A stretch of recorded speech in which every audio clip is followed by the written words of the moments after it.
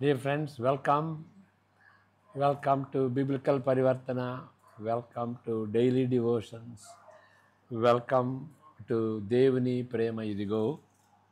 మార్చి 17కి చెందినటువంటి వాక్య భాగం నిర్గమకాండం 28వ అధ్యాయం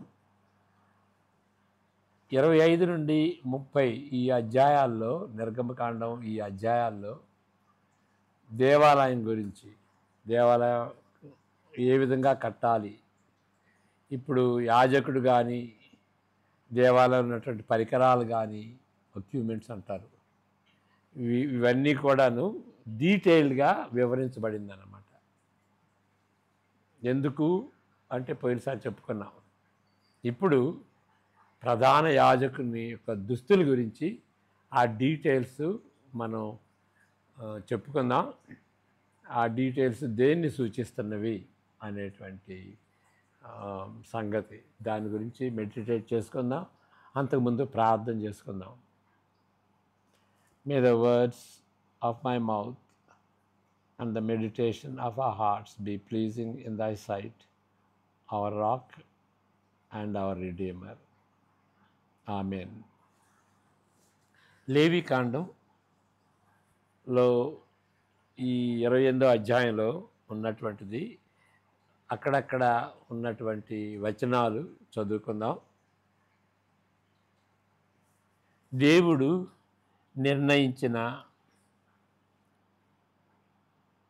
నియమించిన యాజకులు యొక్క దుస్తులు పలు రంగుల్లో విచిత్రంగా ఉంటున్నవి. వాటిలో కొన్ని వివరాలు సూచనాత్మకమైన ప్రాధాన్యత లేకపోవచ్చును, కానీ అన్నీ కలిపినప్పుడు మొత్తంగా అవి అర్థపూరితంగా ఉంటున్నవి. అంటే కొన్ని ఐటమ్స్, ఆ దుస్తుల్లో ఉన్నటువంటి ఐటమ్స్లో వాటికి ప్రత్యేకంగా అర్థం లేకపోవచ్చు, కానీ అన్నిటినీ కలుపుకున్నప్పుడు అవి అర్థం కలిగినటువంటి అర్థపూరితమైనటువంటి రీతిగా ఉంటున్నట్లు మనం గమనించాలి.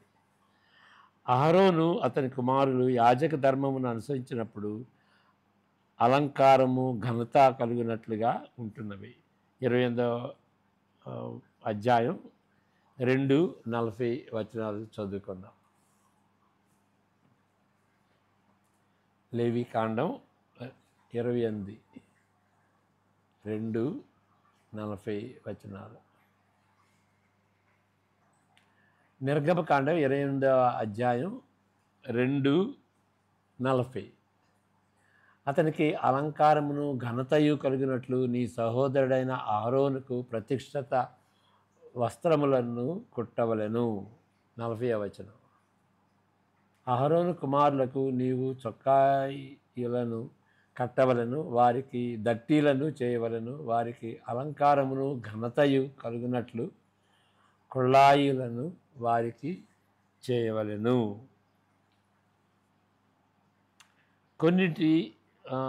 కొన్నింటికి ఈ సంకేతకాలుగా ఉంటాయి, అంటే వాటికి అర్థం ఉంటుంది అన్నమాట. ఒక సింబాలిక్ మీనింగ్ ఉంటుంది.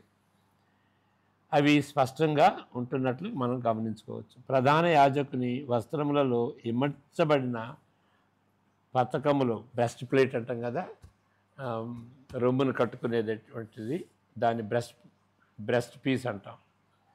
అక్కడ 12 ప్రశస్తమైన రత్నములను, కొంత ప్రశస్తమైన రత్నములను, అంటే కొన్ని ప్రశస్తమైనవి కొన్ని సెమాయి అన్నమాట, కొంత ప్రశస్తమైన రత్నాలను పొదగవలెను. వాటిపై ఇశ్రాయేలు గోత్రముల పేర్లను ముద్ర రూపంలో చెక్కబడి ఒక్కొక్క వరుసలో 3 రత్నములు కలిగిన 4 వరుసలు ఉండవలెను. అంటే ఈ విధంగా ఒకటి ఆ రత్నాలు ఆ విధంగా 4 వరుసల్లో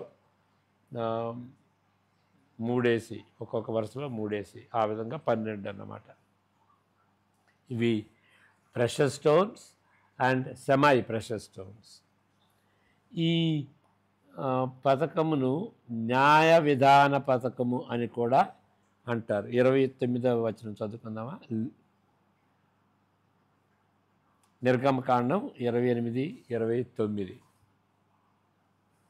న్యాయ విధాన పథకం అంటే న్యాయం తీర్చేటువంటి ఊరిము తిమ్మిము కూడా ఉంటుంది కాబట్టి న్యాయం ఏది న్యాయాన్ని నిర్ణయించేది కాబట్టి ఆ పథకాన్ని ఆ బ్రెస్ట్ ప్లేట్ని న్యాయ విధాన పథకం అని కూడా అంటాం. అట్లు అహరోను పరిశుద్ధ స్థలంలోనికి వెళ్ళినప్పుడు అతడు తన రొమ్ము మీద న్యాయ విధాన పథకంలోని ఇశ్రాయేలీయుల పేర్లను నిత్యము యెహోవా సన్నిధిని జ్ఞాపకార్థంగా భరించవలెను. న్యాయ విధాన పథకం, న్యాయ విధాన పథకం. ఓకే, బహుశా ఎందువలన అంటే బహుశా ఊరిము తుమ్మీమును బట్టి దీనికి ఆ పేరు పెట్టబడినది. ఆ రెండు ప్రశస్తమైన రత్నములు, ఒకటి తెలుపు మరొకటి నలుపు రంగులో ఉండవచ్చును. వీటిని నిర్ణయ మార్గదర్శిగా వాడతారు, కానీ ఏ విధంగా వాడతారనేది ఖచ్చితంగా మనం చెప్పలేము. ప్రాముఖ్యమైన నిర్ణయాలకు దేవుని సన్నిధిని, ఆశీర్వాదాన్ని వెతుకుతారు. అప్పుడు ఊరిము తుమ్మీము ఏదో రీతిగా దేవుని నిర్ణయాన్ని వ్యక్తపరచగలవు. ఏ విధంగా చేస్తారో ఒక బిళ్ళలాగా వేస్తారా, ఏ విధంగా చేస్తారనేది ఆ డీటెయిల్స్ మనకు తెలియదు. ఒకటి బ్లాక్, ఒకటి వైట్లో ఉండొచ్చు. ఒకవేళ అది నేల మీద వేసినప్పుడు వాటిని రెండు తెల్ల ఉన్నా కానీ లేకపోతే రెండు బ్లాక్ ఉన్నా కానీ వాటిని బట్టి తెలుస్తుందా అనేది ఆ వివరాలు మనకి ఖచ్చితంగా ఇది అనటానికి వీల్లేదు. సర్వాధిపతి అయిన దేవుని సంరక్షణ క్రింద ఏదో విధంగా ఆయన మార్గాన్ని విశదపరచగలవు.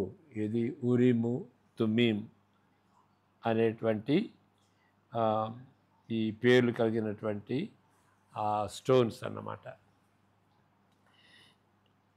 ఈ విధంగా తన రొమ్ము పైనున్న పథకము ద్వారా ఇశ్రాయేలీయుల పేర్లను నిత్యము యెహోవా సన్నిధిని జ్ఞాపకార్థముగా ధరించవలెను. అదే సమయంలో ఊరిము తుమ్మీము ద్వారా యెహోవా సన్నిధిని తన రొమ్మున ఇశ్రాయేలీయుల న్యాయ విధానమును నిత్యము భరించును. అంటే ఎప్పుడైతే దేవుని సన్నిధికి వెళతాడో అప్పుడు ప్రధాన యాజకుడు ఆ పథకాన్ని కట్టుకోవాలి కాబట్టి, ఆ దుస్తులు వేసుకుని ఆ పథకాన్ని కట్టుకోవాలి కాబట్టి, ఎప్పుడైతే దేవుని సన్నిధికి వెళతాడో దాన్ని ఏమంటారు? నిత్యము అంటే ఇక ఎప్పుడు తొడుక్కుంటాడని కాదు, ఎప్పుడైతే దేవుని సన్నిధికి వెళతాడో వాటిని ధరిస్తాడు కాబట్టి నిత్యము అనేటువంటి మాట వాడబడిందన్నమాట. నిత్యము యెహోవా సన్నిధి అంటే ఎప్పుడు ఆయన వెళ్ళినప్పటికీ, దేవుని సన్నిధికి వెళ్ళినప్పటికీ ఆయన ధరించాలి. 29, 30 వచనాలు చదువుకుందాం. నిర్గమకాండం 28వ అధ్యాయం 39, 20, 30 వచనాలు. 29, 30. అట్లు అహరోను పరిశుద్ధ స్థలములోనికి వెళ్ళినప్పుడు అతడు తన రొమ్ము మీద న్యాయ విధాన పథకములోని ఇశ్రాయేలీయుల పేర్లను నిత్యము యెహోవా సన్నిధిని జ్ఞాపకార్థముగా భరింపవలెను. మరియు నీవు న్యాయ విధాన పథకములో ఊరిము తుమ్మీము అను వాటిని ఉంచవలెను. అహరోను యెహోవా సన్నిధికి వెళ్ళినప్పుడు అవి అతని రొమ్మున ఉండినట్లు అహరోను యెహోవా సన్నిధిని తన రొమ్మున ఇశ్రాయేలీయుల న్యాయ విధానమును నిత్యము భరించును. అంటే ఆ 12 రత్నాలు, వాటిని బట్టి ప్రధాన యాజకుడు దేవుని సన్నిధికి ఇశ్రాయేలీయులను అందరినీ తీసుకువెళ్తున్నాడు, 12 గోత్రాలను తీసుకువెళ్తున్నాడు, నిత్యము తీసుకెళ్తున్నాడు అని అంటే ఎప్పుడు వెళ్ళినా సరే ఆయన ఎప్పుడు జ్ఞాపకార్థంగా వాళ్ళని జ్ఞాపకం చేసుకుంటూ దేవుని సన్నిధికి వెళ్తున్నాడు. అదే రీతిగా ఆ పథకంలో ఉన్నటువంటి ఆ యొక్క ఉరిము తమ్మిము కూడా ఉంటుంది కాబట్టి దాన్ని బట్టి న్యాయ విధాన పథకం కూడా, అంటే న్యాయం తీర్చేటువంటి రీతిగా దేవుని సన్నిధిలో ఎప్పుడు ఉంటున్నది అని అర్థం చేసుకోవాలి. ఓకే.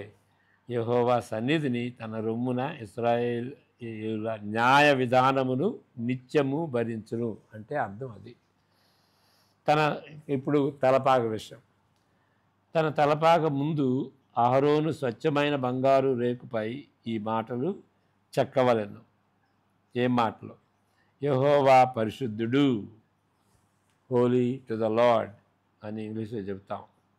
లేక తెలుగులో ఫుట్ నోట్లో ఉన్నట్టుగా యెహోవాకు ప్రతిష్ఠితము, యెహోవాకు ప్రతిష్ఠిత చేసుకున్న వ్యక్తి అని 36వ వచనంలో చూసేటట్లయితే చదువుదాం.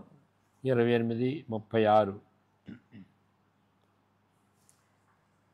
మరియు నీవు మేలిమి బంగారు రేకు చేసి ముద్ర చెక్కునట్లు దాని మీద యెహోవా పరిశుద్ధుడు అను మాట చెక్కవలెను. యెహోవా పరిశుద్ధుడు అను మాట చెక్కవలెను. పరిశుద్ధుడు అనేదానికి వేరియంట్ రీడింగ్ అంటారు. వేరే మ్యానుస్క్రిప్ట్స్లో కూడా ఉన్నటువంటి ఏంటంటే యెహోవాకు ప్రతిష్ఠితము. దాని యొక్క అర్థం ఏంటో మనం గ్రహించుకుందాం. తమ పరిశుద్ధమైన అర్పణలన్నిటిలో ఇశ్రాయేలీలు ప్రతిష్ఠించు పరిశుద్ధమైన వాటికి తగులు దోషములను అహరోను భరించినట్లు అది అహరోను నొసట ఉండవలెను. మళ్ళీ చదువుతాను, ఇది చాలా ముఖ్యమైనటువంటిది. పరిశుద్ధమైన అర్పణలన్నిటిలో ఇశ్రాయేలీయులు ప్రతిష్ఠించు పరిశుద్ధమైన వాటికి తగులు దోషములను అహరోను భరించినట్లు అది అహరోను నొసట ఉండవలెను. అంటే వారి దోషాలన్నమాట. వాళ్ళు ఇచ్చేటువంటి అర్పణను బట్టి వాళ్ళ యొక్క దోషాలని గ్రహించుకుంటున్నారు. అంటే వాళ్ళ దోషాలని తీసుకుని వస్తున్నాడన్నమాట. ఆ దోషాలని జ్ఞాపకం చేసుకుంటూ ఇచ్చేటువంటి అర్పణలు అవి. సిన్ ఆఫరింగ్ అంటాం ఇంగ్లీష్లో. వారు యెహోవా సన్నిధిని అంగీకరించినట్లు అది నిత్యమును అతని నొసట ఉండవలెను. 38వ వచనం కూడా చదువుతాం. 26, 28, 38. తమ పరిశుద్ధమైన అర్పణలన్నిటిలో ఇశ్రాయేలీయులు ప్రతిష్ఠించు పరిశుద్ధమైన వాటిని తగులు దోషములను అహరోను భరించునట్లు అది అహరోను నొసట ఉండవలెను. అక్కడ హోలీ టు ద లార్డ్ అంటే దాని అర్థం తెలుసుకోవాలి. ఇక్కడ వాళ్ళ అర్పణలను అంగీకరిస్తూ వాళ్ళ దోషాలని జ్ఞాపకం చేసుకునేటువంటి రీతిగా అక్కడ ఉంటుందన్నమాట. ఆ దోషాలని భరిస్తున్నట్లుగా ఉంటుంది. దీన్ని బట్టి ఇశ్రాయేలీయులు ప్రతిష్ఠించు పరిశుద్ధమైన అర్పణలు అనేక రకములైన పాప పరిహారార్థ అర్పణలని ప్రాథమికంగా పాప ప్రాయశ్చిత్తం కొరకు అర్పించిన అర్పణలని ఊహించగలము. కాబట్టి వాళ్ళు తీసుకొచ్చేటువంటి అర్పణలు ఏంటి? పాప ప్రాయశ్చిత్తం కొరకు అర్పించినటువంటి అర్పణలు. ఆ అర్పణలను వచ్చినట్టుగా ఆ యొక్క హోలీ టు ద లార్డ్ అనేటువంటి ఆ యొక్క రేకు, బంగారు రేకు సూచిస్తుంది.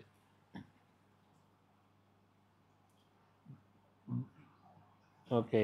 ఈ విధంగా యాజకుని దుస్తులు కూడా సాంకేతికమైన అర్థమునిస్తున్నవి. సింబాలిక్ అన్నమాట. ఆయన దుస్తులు కూడా వాటిలో కూడా అర్థం ఉంది, సింబాలికల్గా ఉంటున్నాయి. పరిశుద్ధుడైన దేవుని సన్నిధికి వారి దోషము మోయబడుతున్నది. చాలా ముఖ్యమండి. పరిశుద్ధుడైన దేవుని సన్నిధి, హోలీనెస్ టు ద లార్డ్ అని ఒక ప్రక్క, ఆయన దోషాలను తీసుకురావటం మరొక ప్రక్క, రెండు అర్థం చేసుకోవాలి. పరిశుద్ధుడైన దేవుని సన్నిధికి వారి దోషము మోయబడుతున్నది.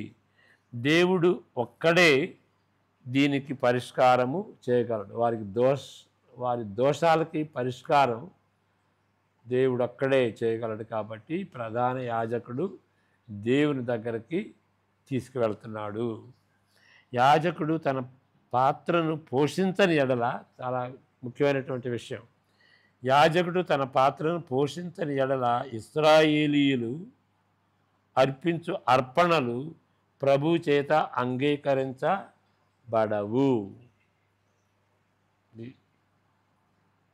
ఆ పాత్రను పోషించాలి. ప్రధాన యాజకుడు వాటిని తీసుకువెళ్ళకపోతే ఇక వాళ్ళు అర్పించేటువంటి అర్పణలు అంగీకరించబడవు, ప్రభు చేత అంగీకరించబడవని ఈ వాక్యములో ఇమిడి ఉన్న అర్థము. కాబట్టి యాజకత్వము, బలి అర్పణలతో కూడిన దేవాలయము, ఇవన్నీ కలిసిన సంక్లిష్టమైన వ్యవస్థ. అంటే ఇక్కడ యాజకత్వం, ఆ బలి అర్పణ, ఆ దేవాలయం, ఇవన్నీ కలిసినటువంటి వ్యవస్థ ఇది యాజకత్వం అనేది. అంటే ఈ మూడింటిని విడదీయకూడదు. ఆయన యాజకత్వం, దేవాలయం, బలి అర్పణలు, ఇవన్నీ కలిసినటువంటి వ్యవస్థగా మనం గ్రహించాలి.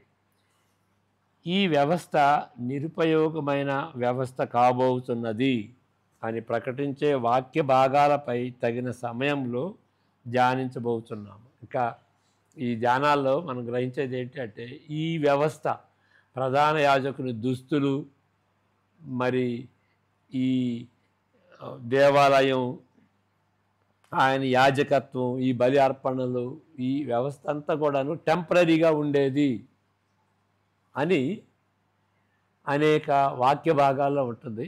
వాటి గురించి తర్వాత మనం ధ్యానించుకుందాం. ఇది నిరుపయోగం, ఆబ్సల్యూట్ అంటారు. ఇక కొంతకాలం వరకే, తర్వాత వీటి యొక్క ఉపయోగం ఏమీ ఉండదు, ఇవి టెంపరీగా ఉండేది. కాబట్టి ఈ వ్యవస్థ ఒక ప్రవచనంగా వస్తుంది.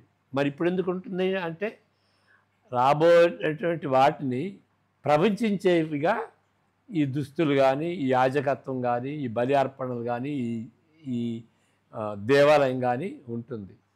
ఓకే, వాటిని ప్రవచిస్తుంది, సూచనలుగా ఉంటూ వాటిని సూచిస్తూ ఇవి ప్రవచనాలుగా ఉంటున్నవి.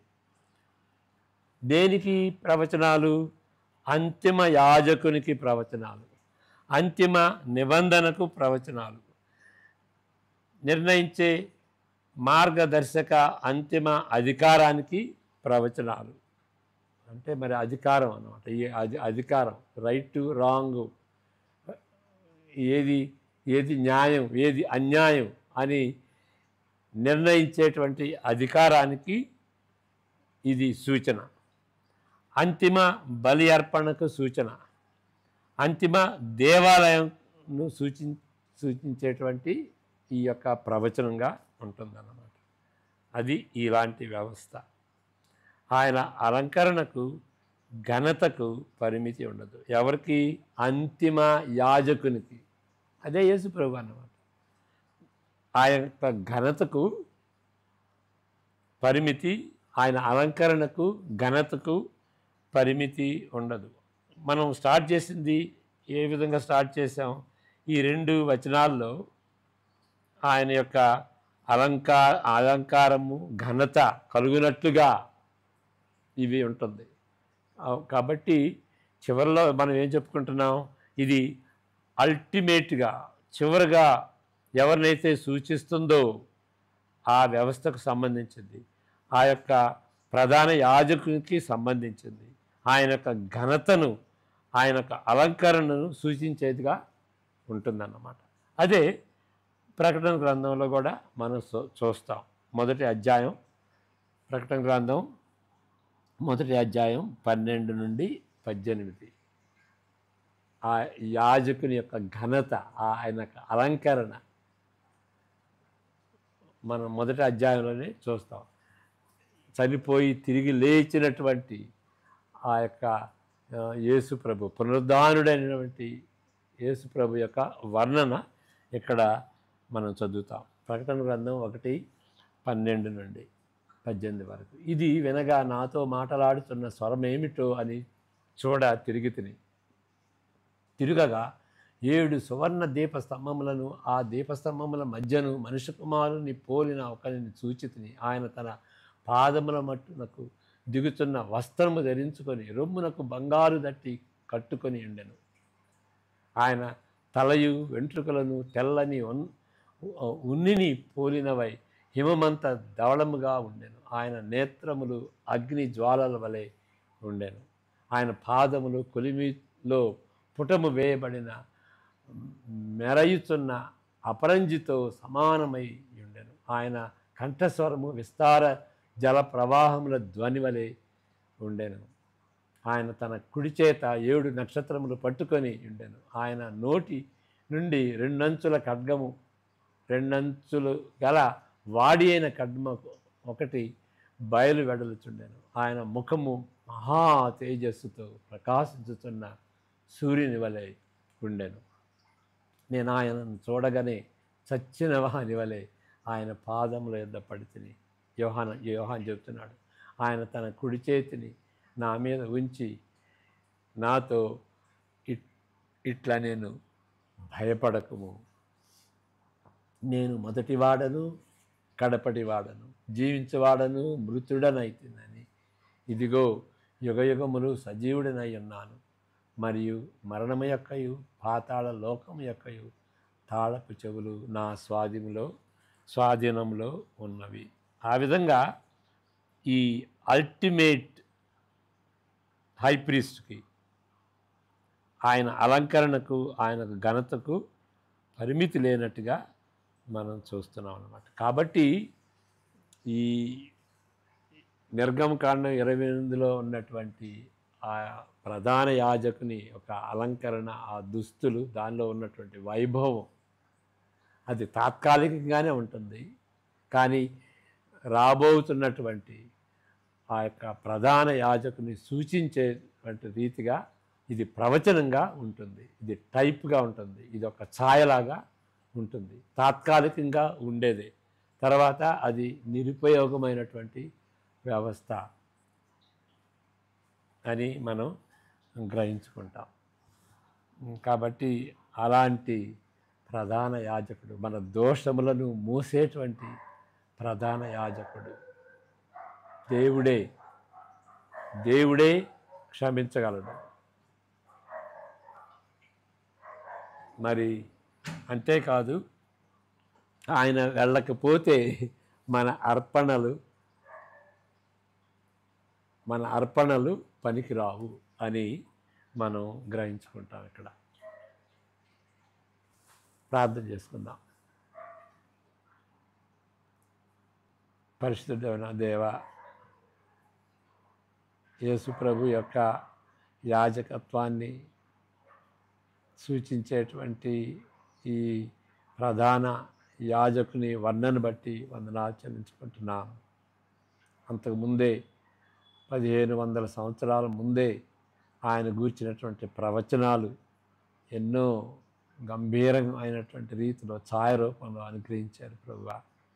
అలాంటి వ్యక్తిని మేము నిర్లక్ష్యం చేయకుండా ఆయన్ను చెప్పినటువంటి మాటలను అంగీకరించి ఆయన మధ్యవర్తిగా, ఆయన ఒక్కడే మధ్యవర్తి అని 1 తిమోతి 2:5లో మేము చదువుతున్నటువంటి మాటల యొక్క గంభీరతను తెలుసుకొని ఆయన ద్వారా మీ దగ్గరకు రావటానికి పరిశుద్ధుడైనటువంటి దేవుడవు నాయన.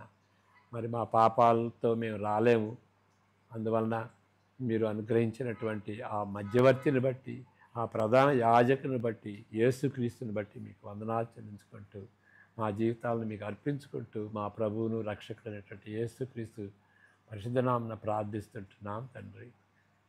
ఆమెన్. God bless you.